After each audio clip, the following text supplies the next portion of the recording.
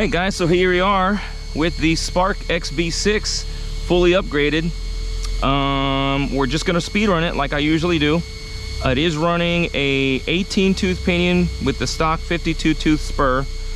And then obviously the gear ratios on Team Corrales are 3.3. It's got a 5,000 milliamp 6S battery.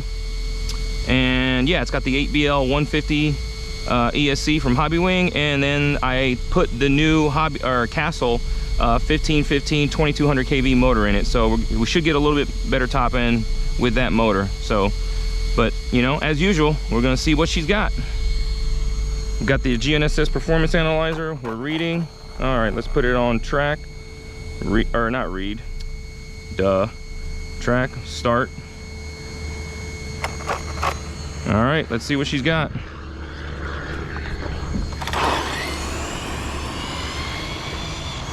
I'm a little nervous with this one, dude. Fresh build.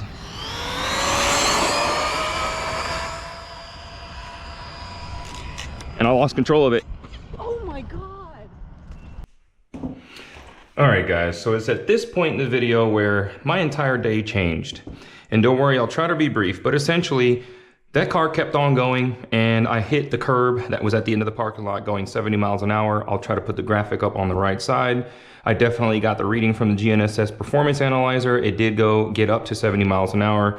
Hit the curb, went flying up into the air, and actually traveled over into the next parking lot and landed in between two cars. So at this point, my entire day changed. It went from testing to kind of rescuing. So the car did make it through the bash.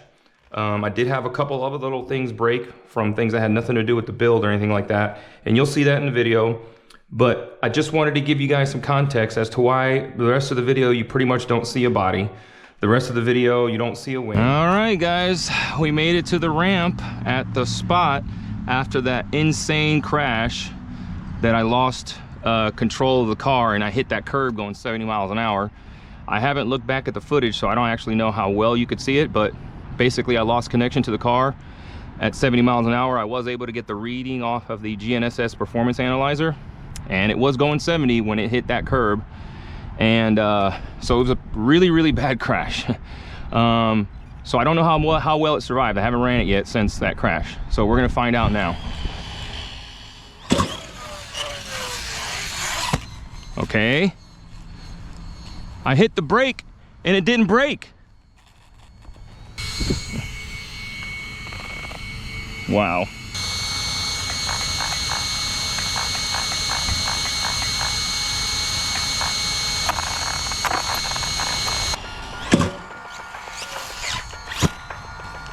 Oh, there goes the rest of the wing. All right, whatever, dude. At this point,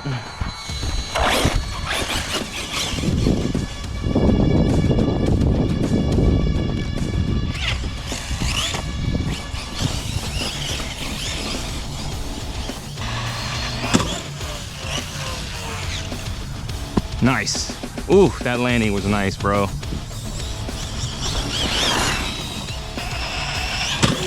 There we go, baby. Look at that. Rising through the ashes, it's walking like a flame. A Typhon straight rolling, here through the game. What? What do you guys have to say now, bro? It made it almost to the 5th tree. To the 5th tree, bro. Oh, I shaved the ramp. Oh.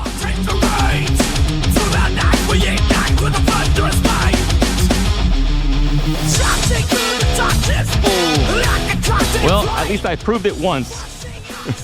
We lost a dog bone of all things. That's weird.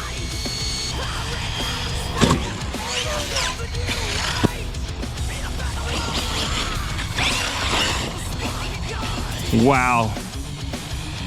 What an adventure this thing has been.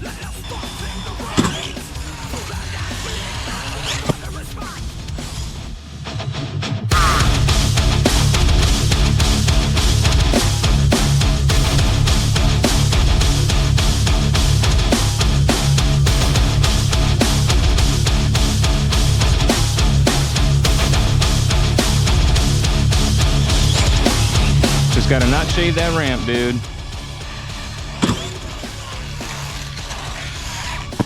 Wow. Bro, I'm getting to the 4th tree, okay? I'm getting to the 4th tree on half throttle. I'm telling you right now, that was a half throttle. That was a half throttle hit.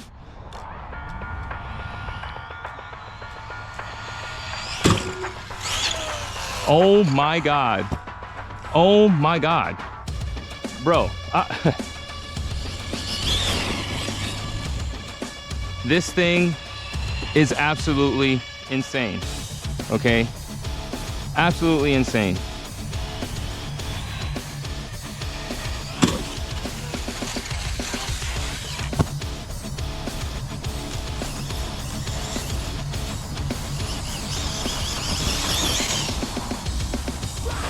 Oh, what an idiot. Thanks, Ocean. Oh, no, I'm not out yet.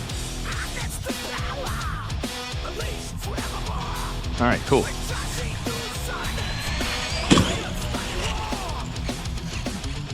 Wow, dude.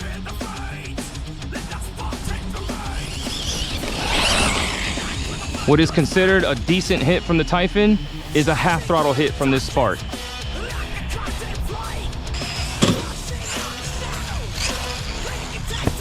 Wow. Oh, it didn't land well, but that's all right. Honestly, at this point, dude, after hitting a curb at 70 miles an hour, which you guys haven't seen, or you'll probably see it by now, but after hitting a curb at 70 miles an hour and exploding this thing into the air, then having controller issues. Look at this thing, dude. That is insane. Insane, dude.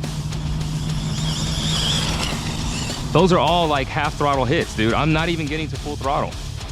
I'm afraid to at this point. I don't want to freaking shave the ramp. Nice. Oh my God, bro.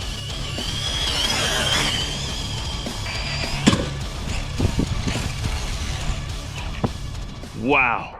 Ah, turtle. Oh, I got no wing, bro. No freaking wing.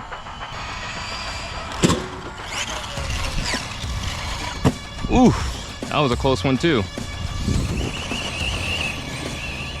Dude, these are half throttle hits, bro. This is insane.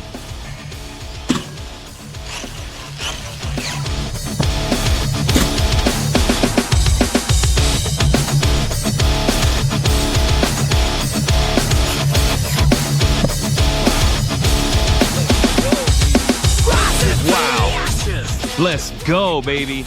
Let's freaking go.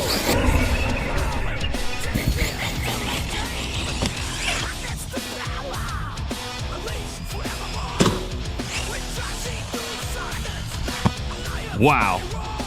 I mean, wow.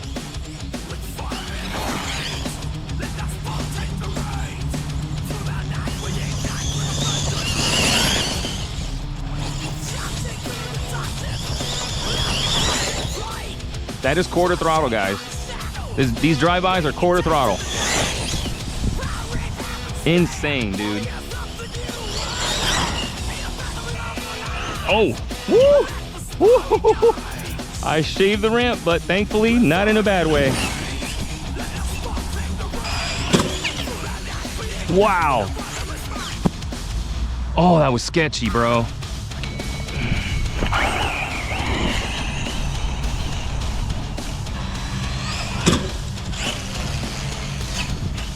Again, quarter throttle, bro. Quarter throttle, man.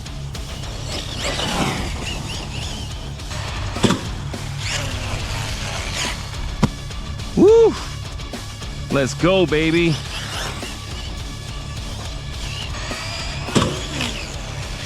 Well, I got a tire coming apart. One of the fronts. I can hear it and see it.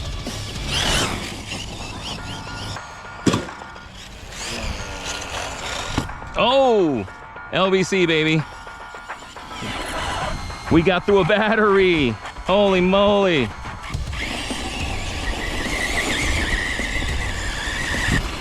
Haha. Let's go. Finally. That's what I wanted to see.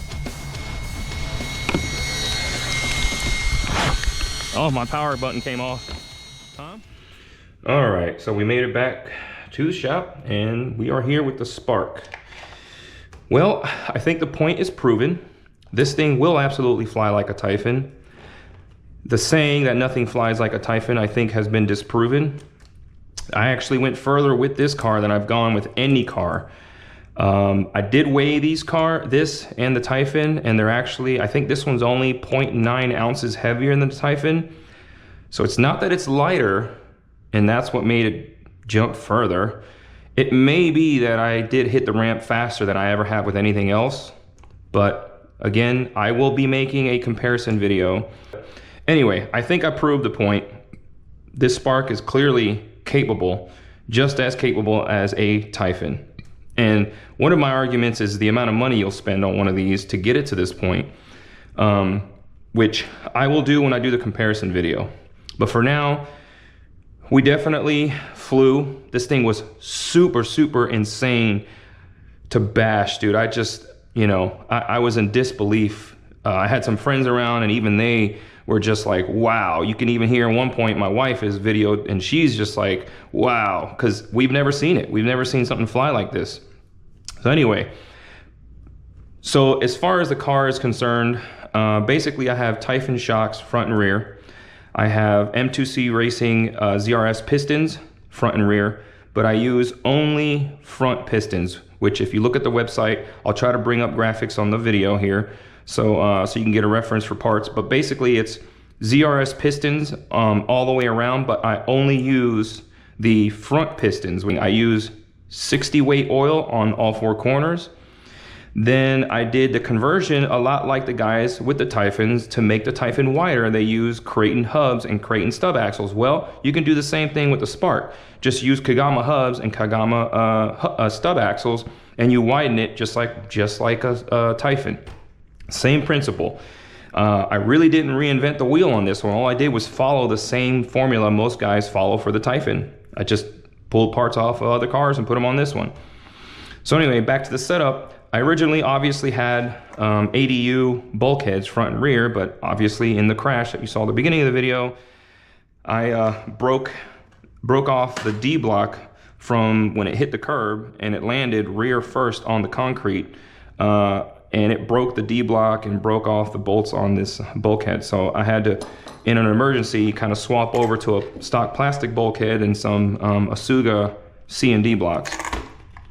Nevertheless, it wouldn't have made a difference. That was just, unfortunately, the first thing that I did was speed run it. So the first thing that happened was crash the car into a curb at 70 miles an hour. So that kind of changed my entire day. But anyway, so yeah. So I had the ADU bulkheads. I have the ADU, also I have the diff cups, which is the aluminum diff cups in there on front and rear. I am still running that on the plastic rear bulkhead. I have the ADU tower to tower brace, and this is a must. Even if you have a completely stock chassis, completely stock electronics and all that, this brace from ADU, which I also do think EVR makes it, which is Eric Van Ravenstein, you can look him up on Facebook. This tower to tower brace is super, super essential. The chassis will not hold up very well to extreme bashing. Obviously, we're not talking like regular bashing, like big bashing, big extreme bashing. The chassis will eventually fold in. So you need this tower to tower brace. It'll save you your chassis. I mean, it's a must. So then we got the ADU center diff mount, which, you know, did fine. I've got a S665 servo from Arma, which I just pulled off of my Big Rock that I didn't use. I will put a Monster Perfect Pass Monster servo on this eventually. I've got the 1515 2200 kV motor from Castle, and I've got the 8BL150 ESC from Hobbywing. So I also added this battery tray from ADU right before I made this video, and I just think it looks super beefy, and it's going to solve the problem of the battery tray with the TC cars. And it looks like it's going to work great. And even the ESC plate here is all metal. It's all one big metal piece. So it eliminates that flexing that the stock ESC mount does or has on the stock battery tray and ESC mount for the Spark.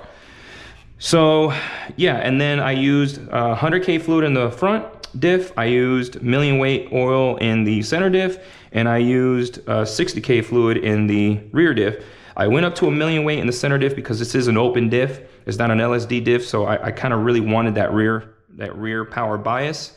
So yeah, so that's pretty much, I think, everything on this car. I did bend this shock tower. These are shock towers from Custom RC Upgrades.